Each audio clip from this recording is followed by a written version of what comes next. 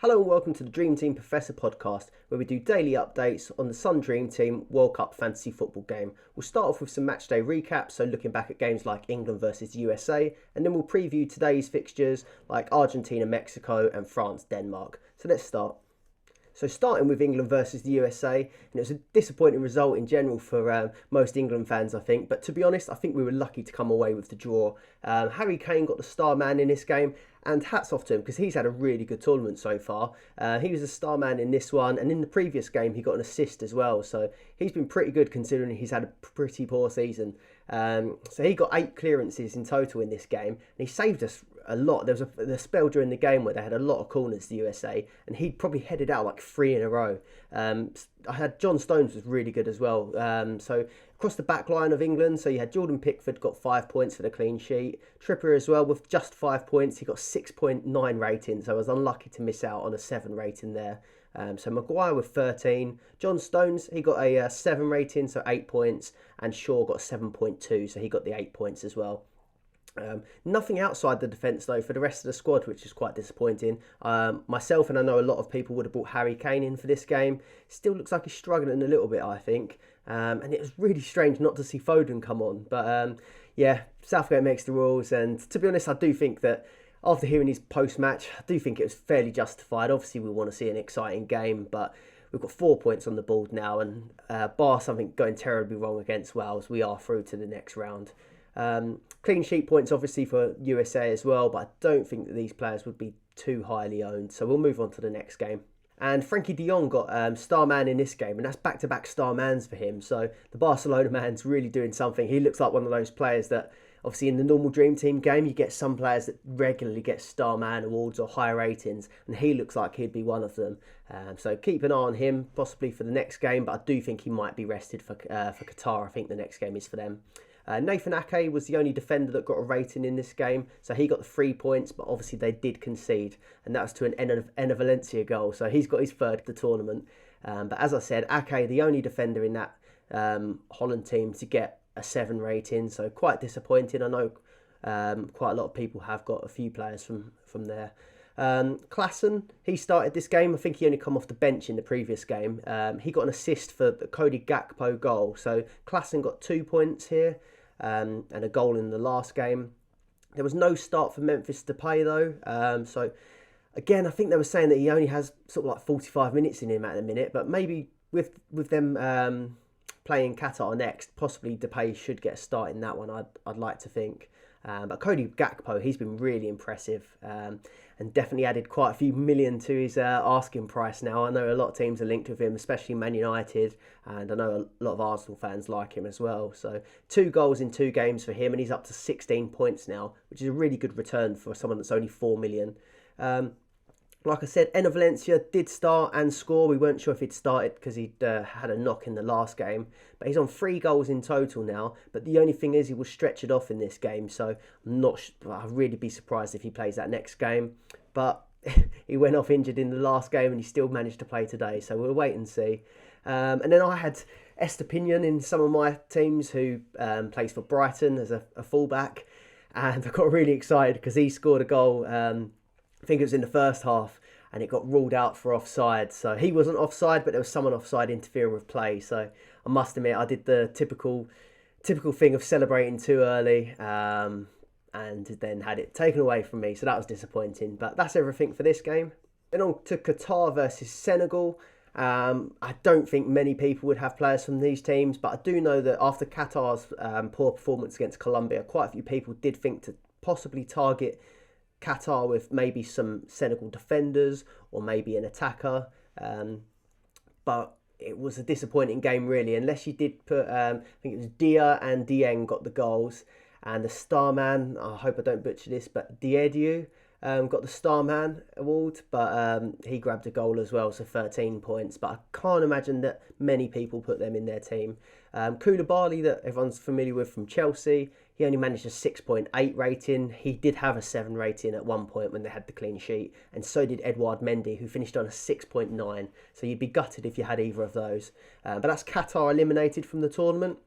And then it's just debatable, really, whether or not you think Netherlands play Qatar in the next game. So potentially, with Qatar being out, it could be a game to target with maybe some of those Holland strikers when we see the lineups, but potentially there could be a lot of rotation from Holland. So we'll wait and see. But a draw in the last game makes it a bit less likely that they will rotate. And then on to Wales versus Iran, which was a massive surprise, really. I was really disappointed with Wales. I just thought they were a bit better than that. And the bit that annoys me the most is I know that they're going to fully turn it on against England and make it really difficult for us. So Starman was Taremi, who got 10 points for Iran. And both of their goals were absolutely brilliant. One of them was an absolute screamer from distance. And I was watching the last there was a lot of added time, and Wayne Hennessy had already been sent off for what was a really bad challenge. But there was a lot of added time, and Iran just kept shooting from distance. And I was thinking, you're not gonna do that. Why do you keep bothering? And then some guy just had a shot from distance, and it was an absolute screamer he scored. And that was against Danny Ward, who'd come on to replace Hennessy. But yeah, the crowd went wild for that one. And then just to top it off as well, one of their players went through and absolutely dinked Danny Ward as well. So he had a bad time. He came on and conceded 2 goals. But like I said, I do think that Wales probably will be much better against England. I think they just seem to get more fired up for games like that. And then from that Wales team, obviously really disappointing scores there. Gareth Bale got nothing. Aaron Ramsey got nothing. But Kiefer Moore was the only one that got any points, and he got 3 points. But yeah, keep an eye on that Wales game, because now obviously England have come off the back of what was a not great result, and Wales are going to have to give it everything in this game. So yeah, we'll wait and see how that one goes. Then just a preview of today's fixtures. I'm actually going to leave out Tunisia versus Australia and Poland, Saudi Arabia, partly because I wouldn't have chose any players to target in Tunisia or Australia, if I'm completely honest. Poland, Saudi Arabia, I would have said Lewandowski and Matty Cash, but I'm a bit late recording this. The game kicks off in like half an hour, so it's not going to be out in time. But there's still time for France versus Denmark and Argentina versus Mexico, so we'll go on to those.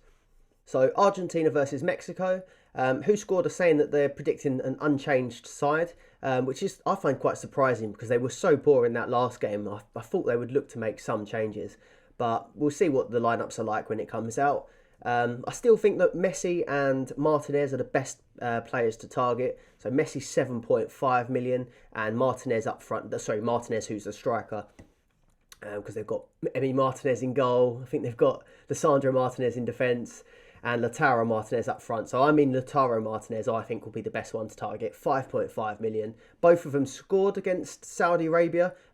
Martinez's one was ruled out for offside, but it was a really good finish. And Messi obviously scored from the spot, but he did score as well that was chalked off for offside too. So both of them were looking pretty clinical when they got their chances, but they just happened to be offside. So yeah, it's a bit disappointing.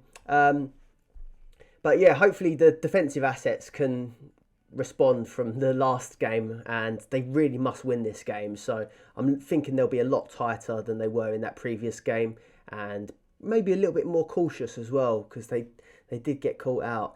But from the defence, I don't really think there's too much in it. Romero got subbed off quite early in that last game for Lisandro Martinez.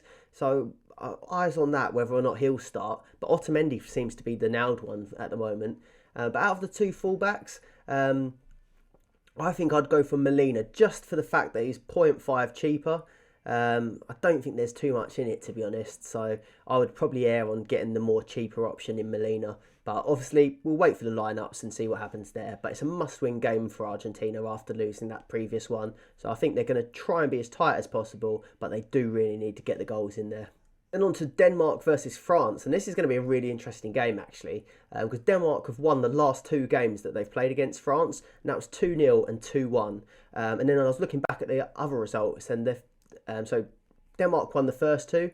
And then before that, there was a 0-0 draw as well. So France really don't have a great record, actually, against Denmark. I still think France will be massive favourites here, but it'll be an interesting game. And also, I think that Denmark they were a bit disappointing in the last game, but I think they'll probably be better being the underdog rather than being the team that's looking to break down their opponent and sort of dominate possession. So, yeah, it's going to make for a really interesting game.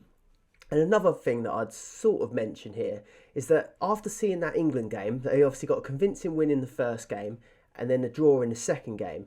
And Southgate seems happy with the draw and happy with the 4 points, and it pretty much makes it that we will qualify. And their group had a similar situation. So I'm wondering now whether France, they might look at this game as we'll potentially take a draw. They're a much more attacking team than England, I'd say. But it does make you wonder now whether both teams could potentially be happy with a draw here. So we'll wait and see. But I'd say Giroud at 3.5 million is the biggest bargain in that team. He obviously played brilliantly in the last game. And then Mbappe at 7.5 and Griezmann at 5.5, I also still think are going to be the best players to target. Griezmann ended up getting star man in the last game, even though Giroud played out of his skin and Mbappe scored too. So he could be a good option, and who scored? Algorithm obviously likes what he does. But then if you're picking from the defenders, the only thing I would say is be careful with Hernandez at left back, because they've got two Hernandez in their squad. I think it should flag up on Dream Team that one of them's injured, but one of them went off injured in the last game and then was subbed for another Hernandez. So it's there's a T Hernandez is the guy that you want. I think it's Theo Hernandez, I'm not sure. But yeah, he's the one that you want to put in your team, not the other one, just in case you transfer in an injured player. But yeah, that's my preview for that Denmark game. And then I'll move on to just a quick update on how my team's getting on. So I had a really good day yesterday, actually. So 37 points for the day. I've got 108 total points now. So I've got quite a big jump from yesterday.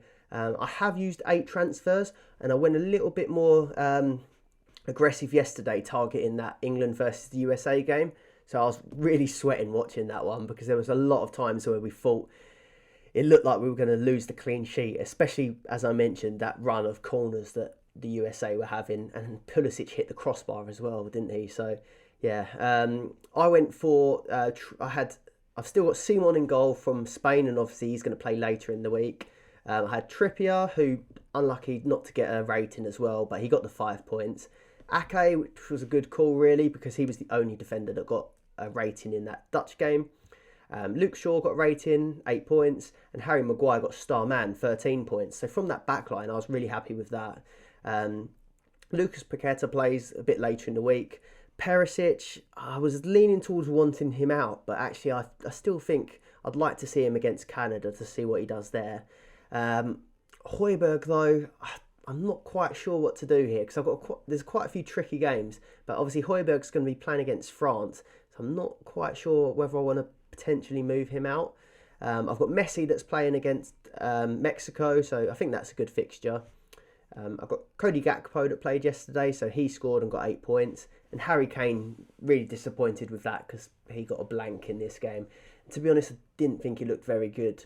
So yeah, only Højbjerg and Messi play tomorrow. I think Kane to Mbappe would tempt me. But I've done a few... My tactic was to move the premium strikers around, and now I transferred in Neymar for the Brazil game, and he didn't deliver. And I transferred in Kane for the England game, and he didn't deliver. So it's been a costly tactic so far for the last few. It started off well, but not so effective across the last couple of games. But I still think I'm tempted to bring in Mbappe for Kane, but I do think, as I said earlier, this Denmark game could be a bit tricky, and they might not go all out. So I think I might try and sit on my hands with that transfer, and then maybe look to move ahead of that Brazil-Switzerland game, I think. But Spain-Germany's coming up, and that's going to be a tight game too. So I'm finding these next couple of days a bit harder to choose who I want to bring in. But then looking at my team now, the third fixture for most of this current team that I've got are quite good. So that England backline, Wales, I still think is a good fixture. They've struggled for goals. Ake, if he still starts, has got Qatar.